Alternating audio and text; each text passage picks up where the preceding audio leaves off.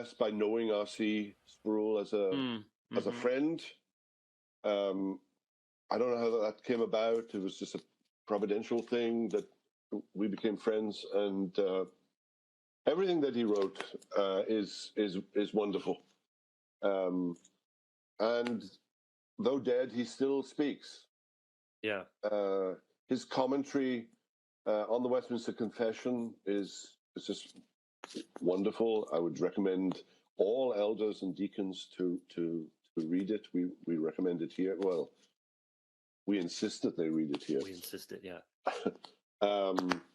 It's a good summary of the Westminster Confession, and he had a way of handling doctrine that the ordinary person in the pew could understand it. Yeah, he was genius. He had a fantastic mind, and I heard him speak one-on-one at a depth that you never would have heard him speak in the pulpit or at a conference. But his understanding of philosophical matters was second to none.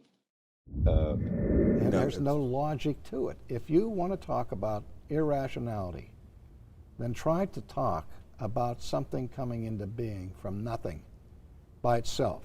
It would have to be self-created, and for something to create itself, it would have to be before it was, which is a violation of the most rudimentary principle of knowledge, the law of non-contradiction. Well, my debating partner, so to speak, Christopher Hitchens, said, "Well, then who created God?" And I said, "Well, we don't have any problem with that question at all, because God is what always was and always will be." Yeah. So that's what God is. God isn't. I try to point out to people the difference between the concept of self-creation, which is what you call referentially self-destructive because it's an inherent contradiction, and the concept of self-existence.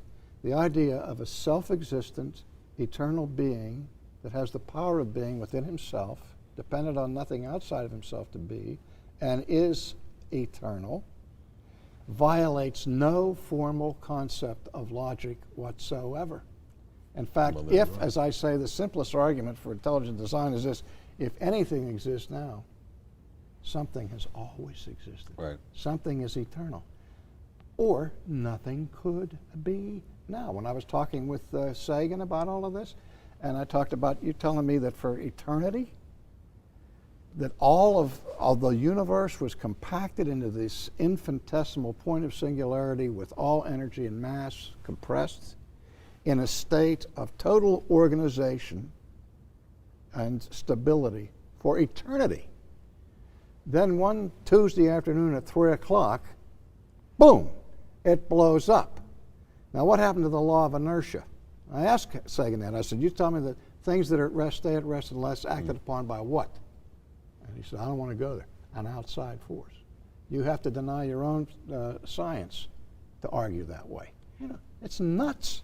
I mean, Holy people want to cow, laugh you're at it smart. instead of just... Where'd you learn all this stuff? What? Where did you learn this? You're very, very well educated. I'm stunned. Oh, no, it's just common stuff. I mean, No, it isn't. It isn't common stuff. You're very, very, very, very, very smart and well informed. Well, thank you for that. But, I mean, these are issues that have been debated for